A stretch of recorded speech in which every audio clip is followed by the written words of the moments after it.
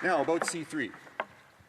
This is recycled legislation, as the Minister just pointed out, previously tabled as C71 in the previous Parliament. And actually, C71 was retread legislation of S245 that was heavily amended, a private member's bill that was heavily amended by the government with the help of the former party that used to exist in this place called the New Democratic Party.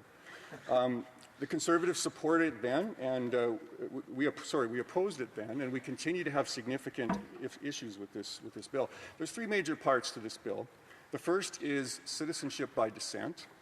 The second is a provision for adopted children, and the third is fixing a problem with lost Canadians. That's an issue in the current legislation. So Conservatives can't support this in its current form, and the main reason is the citizenship by descent. The bill dilutes the integrity of Canadian citizenship by automatically extending it to multiple generations born abroad with only a minimal connection to Canada. And this is a classic Liberal solution to a problem. We have a problem, as the Minister pointed out, and I'll speak to in a bit about a court case, and there's reasons why this needs to be done, but the fix that the Liberals come up with is a poor one. It's a bad one. It doesn't really solve the problem in an adequate way. Conservatives will introduce amendments at committee. As Andrew Griffith from Policy Options said, Canadian citizenship is a precious gift. At the committee stage, members of Parliament must be able to fulsomely examine the implications of an open-ended residency requirement, and we will do that. So, Mr. Speaker, I first want to speak about the citizenship by descent, why it's problematic and why we will vote against. So, for some background, how did we get here? Well, prior to 2009, it was possible for Canadian citizens to pass on their citizenship to endless generations born outside of Canada. You didn't have to have much of a connection to Canada. You could never live in Canada, but yet you could pass on that citizenship over and over, generation after generation.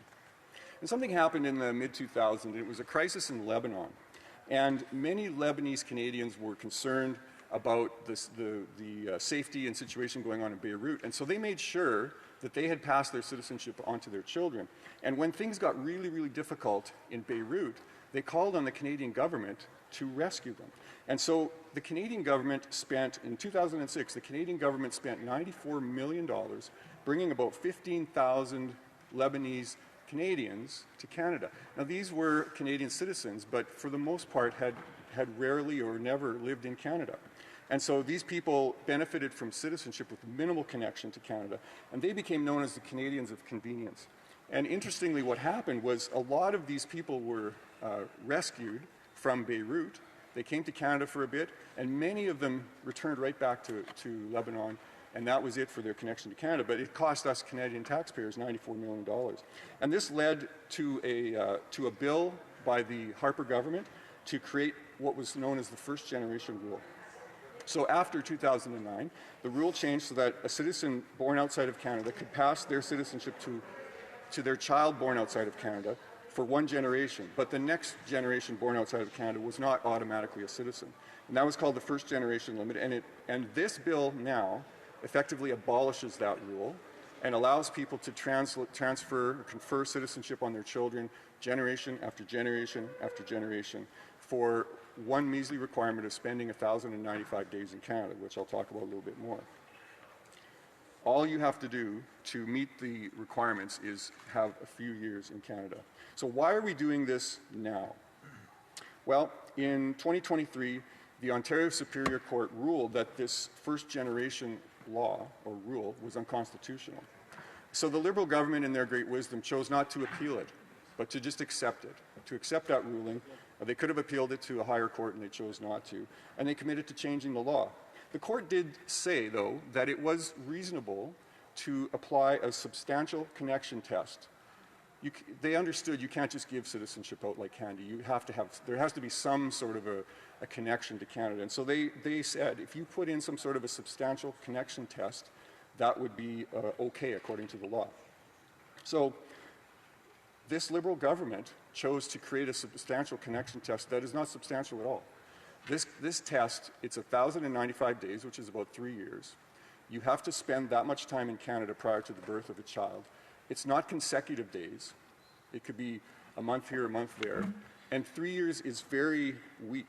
It is, the government doesn't even know really, if you've been in Canada for that time. It's an affidavit that a person signs. So it's a very weak way to commit to being a Canadian citizen and then to confer that citizenship onto your children. It's not a real test of commitment because those days don't have to be consecutive. The other issue in this is that there's no criminal background check at all. And so once again, we could be passing on citizenship to children who potentially could have serious convictions, they could have serious criminal background, but yet we wouldn't even know because we don't even check. Even though when we have newcomers coming to our country, the government puts a lot of effort into checking the security background of those people, and it can take up to a year or longer for newcomers to actually get processed through security. So Andrew Griffith from Policy Options said, to remedy the issue, Bill C-71, speaking about the previous legislation, uses residency as a substantial connection test. However, the new standard in Bill C-71, which requires a foreign-born Canadian to have spent a total of 1,095 days in Canada, differs significantly from what is required of new Canadians. The government has failed to fully consider the implications of such an open-ended condition. And I might note, Mr. Speaker, that in the U.S., you can only confer citizenship to the first generation, and you have to have at least 5 years in the U.S., with 2 of those years being after the age of 14. There's also very strict screening. In the UK, it's only the first generation that can be admitted into Canada. So there are some very strict rules in our partner countries that the Liberal government here has chosen not to enforce, creating this extremely weak connection test. Which brings up a question. What does it mean to be a citizen? And I believe this bill cheapens that. There's an organization called the Institute for Canadian Citizenship. They do great work on this subject of citizenship, and they help a lot of newcomers in our country. And Daniel Bernhard, who's the CEO, said this: the sense of belonging is very powerful.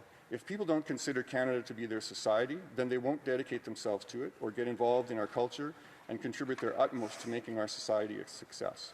That's the danger of concern to all of us. We must roll up our sleeves to restore the value of being Canadian. So citizenship is a connection to your home country. It's being there for your country in times that are good and bad. You know, it's enjoying the peace of Canada. It's proudly participating in wars when necessary, being available for keeping the peace at other times.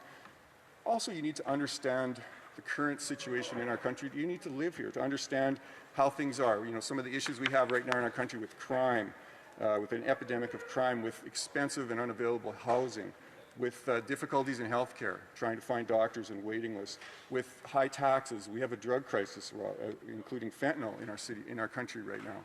And you don't know that if you're living in another country. It's also important to understand our history and be proud of our accomplishments.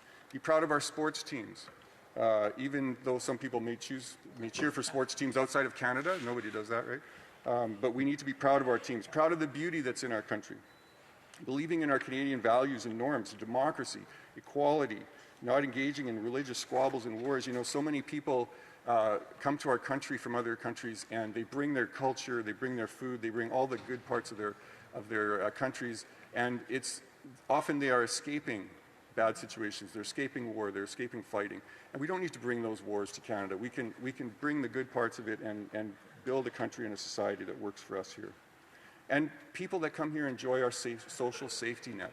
But it's so important that you participate by paying taxes to enjoy that social safety net. It's something that Canada's proud of. We take great care of our people, but there's a cost to that. And it's very unfair when people who have never had any participation in our tax system then expect to receive benefits from that. Canadians proudly display our Canadian flag on Canada Day, and of course, are allowed to vote in elections to decide governments. In 2010, one of our best immigration ministers ever said, Jason Kenney said the following: citizenship is about more, far more than a right to carry a passport or to vote. It defines who we are as Canadians, including our mutual responsibilities to one another and a shared commitment to the values that are rooted in our history, like freedom, unity, and loyalty. That's why we must protect the values of Canadian citizenship and must take steps against those who would cheapen it.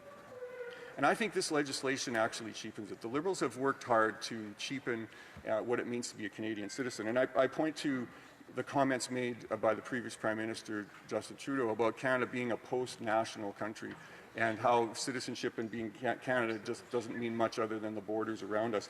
And you just have to look at the passport to see that, and the way that this Liberal government changed the passport to take away all the symbols that mean anything and replace it with meaningless pictures and things that don't mean anything and don't provide any sense of what it means to be Canadian. It's just a small example of the way that this government has been moving to cheapen citizenship, and I believe this bill just adds further to that.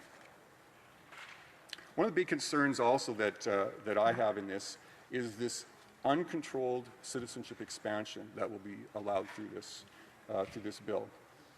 So Ken Nicol-Lane, who's an immigration consultant for the Times of India, said this announcement, at least on initial reading, looks like it will open up the chain of citizenship without end. And he's completely correct about that.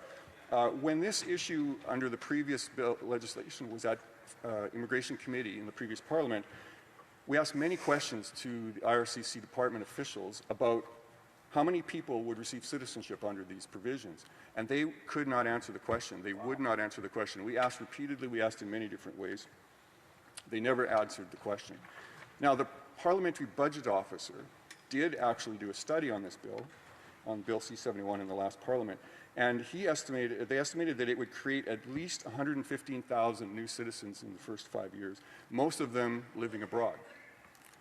And of course, that number can then double every generation, right? So we could end up with a lot of new citizens who really have minimal connection to Canada and just don't ever actually participate in anything in Canada. Andrew Griffith from Policy Options said there are an estimated 4 million Canadians living outside of Canada, and about half of them are born abroad. And so we have to be very careful that we don't add to our burdens by bringing in Canadians, by giving citizenship to people who don't participate in Canada at all. It's just no surprise that the government can't answer questions about numbers. And those who were here last week might recall when we were questioning the minister on the estimates, we asked all kinds of questions about really key marquee policy items. You know, like one of the marquee policies of the Liberal government is to reduce non-permanent residents. And I was asking the minister about these numbers, and she didn't have any clue about what they were. Another marquee policy is reducing the population this year. The overall population is projected by the government to drop by 500,000 people, and it hasn't dropped at all yet. Yet the minister seemed to have no knowledge of that. So it doesn't surprise me that the minister and the department has no clue about how many people this legislation will impact. I think that's really critical to know how this legislation is going to impact Canada. Because another issue that goes along with that is the cost. How much is this going to cost taxpayers to have this legislation? Well, again, IRCC officials had no clue. They did not have an answer to that. Apparently, they hadn't looked into this at all.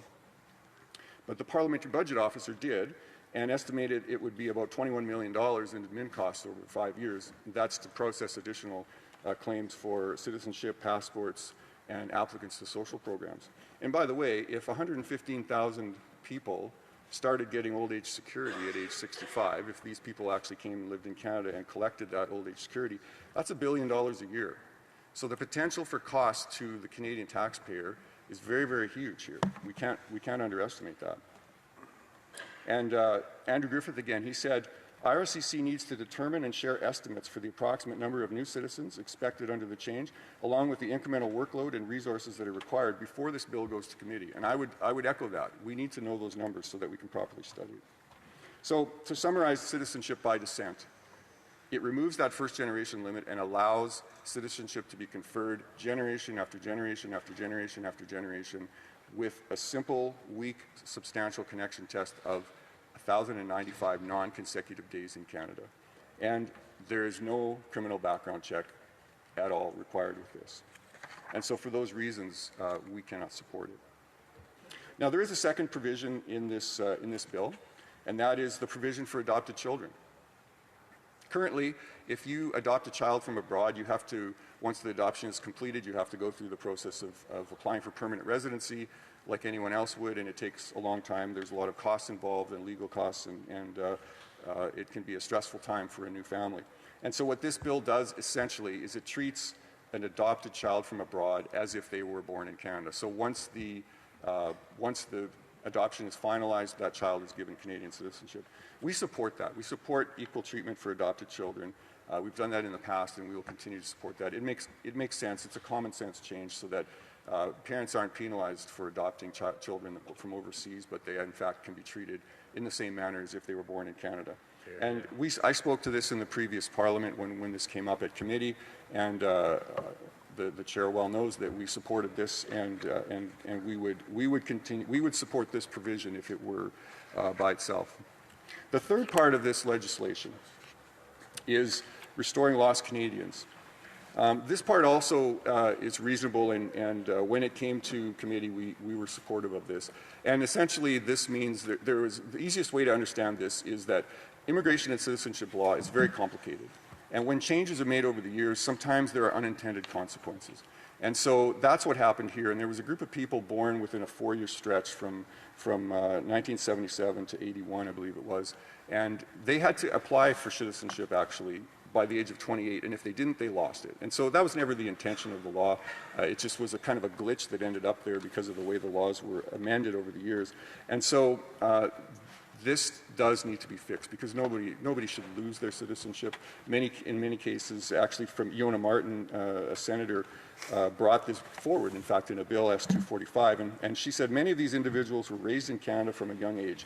Though they were born abroad, some of them came to Canada at a young age as infants in some cases. They went to school in Canada, they raised their families in Canada, they worked and paid taxes in Canada, and yet they turned 28 without knowing that their citizenship would be stripped from them because of a change in the policy in 1977 that required Canadians to apply to retain their citizenship when they turned 28. So that's the essence of what this piece of the bill does. It fixes a problem that came about because of unintended consequences. This bill was I have to say, it was brought in by Senator Martin, and it was intended to just fix this issue because many have tried to fix it and nobody has succeeded.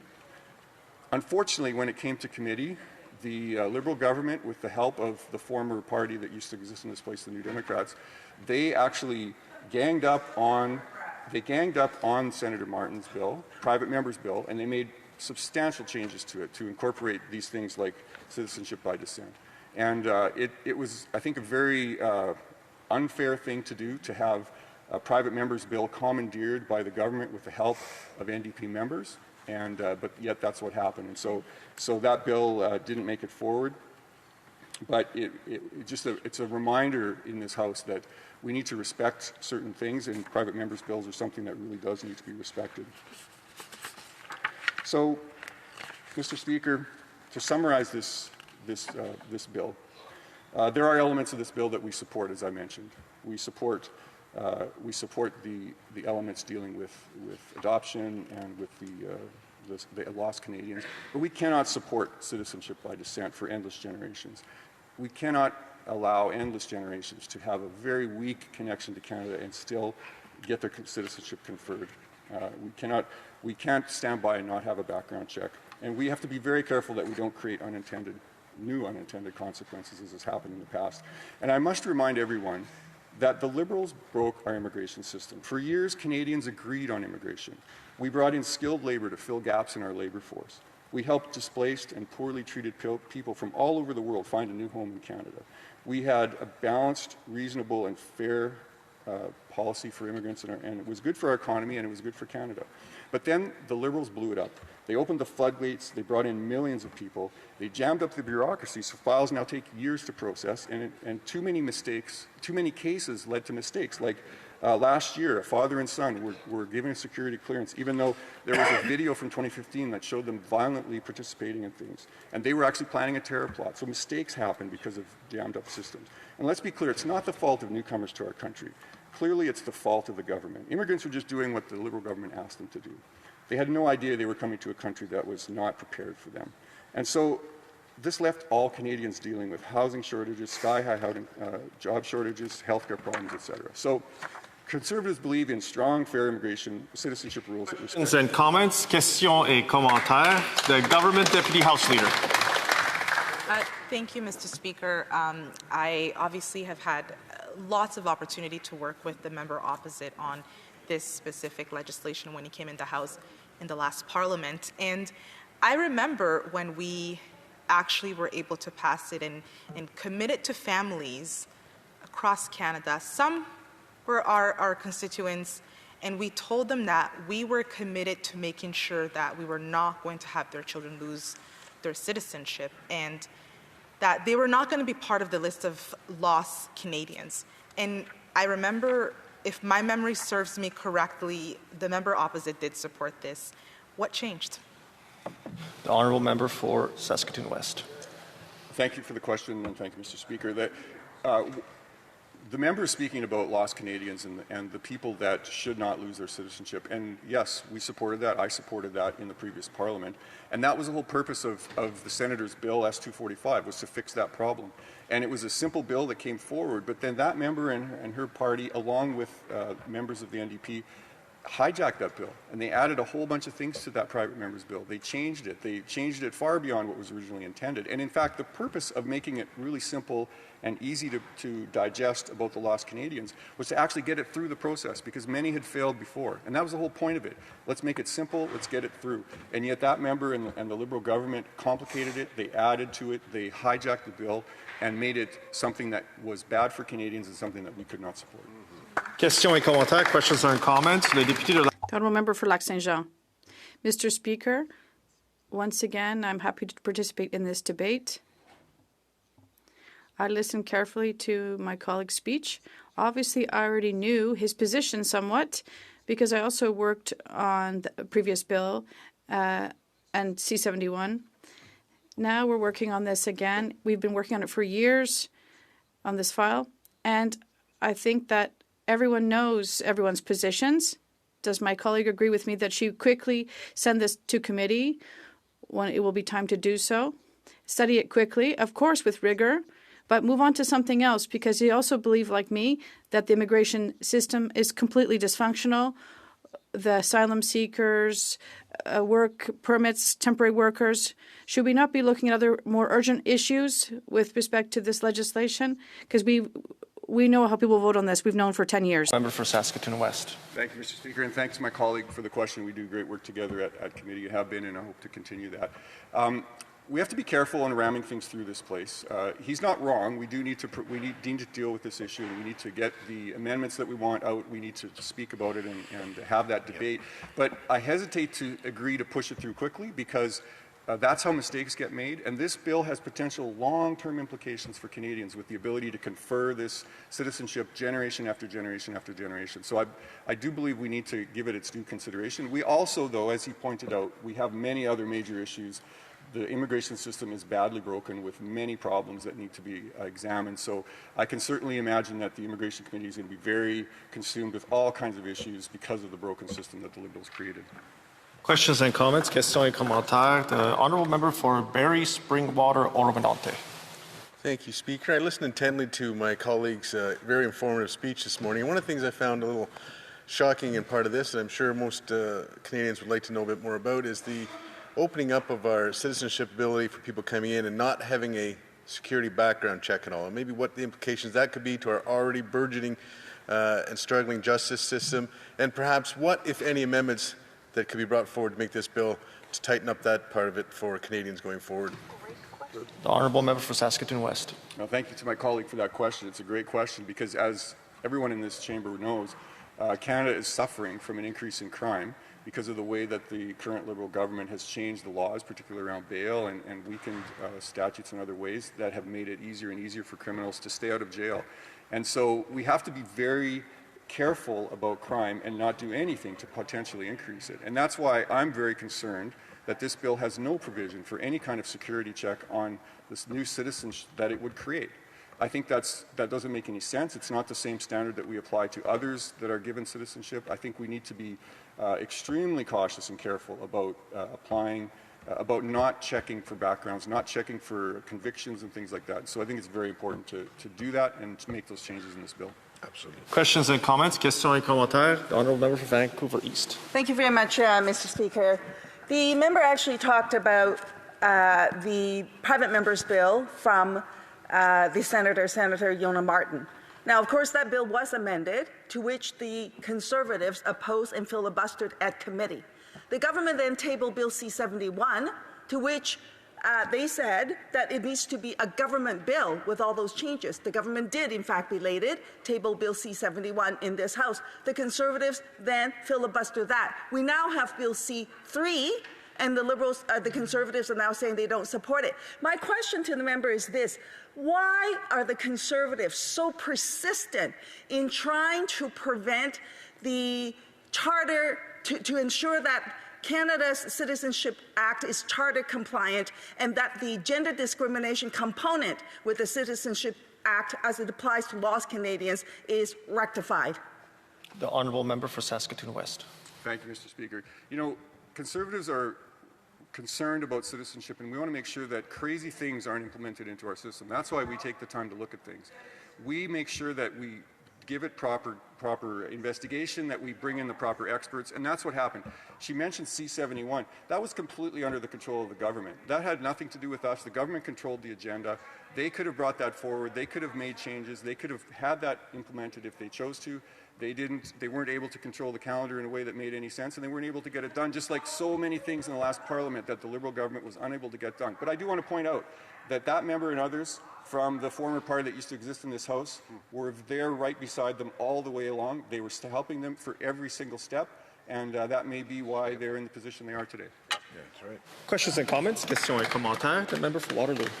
Thank you, Mr. Speaker. Mr. Speaker, I appreciated the speech that was shared. I listened to it on my way to the House, and I just have it's kind of a twofold question. The first fold, as constituents in the riding of Waterloo, I got to interact with a constituent who was born to Canadian citizens abroad, Canadian tax-paying citizens, and this child was born abroad.